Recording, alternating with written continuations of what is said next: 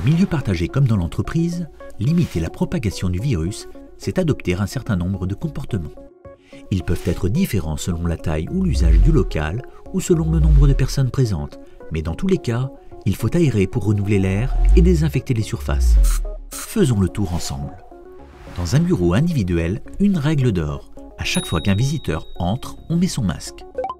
Dans un bureau partagé à deux ou en open space, on réserve 4 mètres carrés pour chaque personne ou on installe des écrans de protection entre les bureaux. Si ces mesures ne sont pas possibles, le port du masque est obligatoire en permanence. Et dans tous les cas, on met son masque dès qu'on se lève pour se déplacer. Pour se réunir et réfléchir, l'idée c'est d'espacer les collaborateurs au maximum et d'éviter les regroupements de plus de 6 personnes. Le port du masque est bien sûr obligatoire et l'aération importante.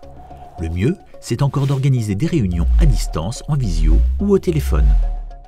Les temps de pause sont importants pour la vie d'un collectif, mais ils sont aussi les moments propices à la contamination.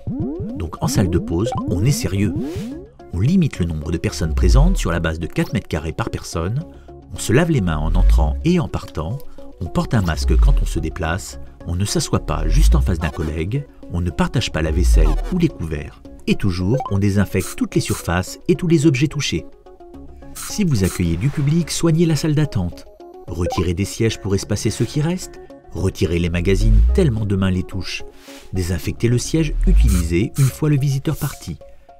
Soyez ferme sur l'exigence pour vos visiteurs et imposez le port du masque et le lavage des mains à l'entrée. La santé de vos collaborateurs ne se négocie pas.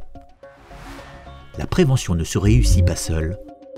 Ensemble, prenons soin les uns des autres.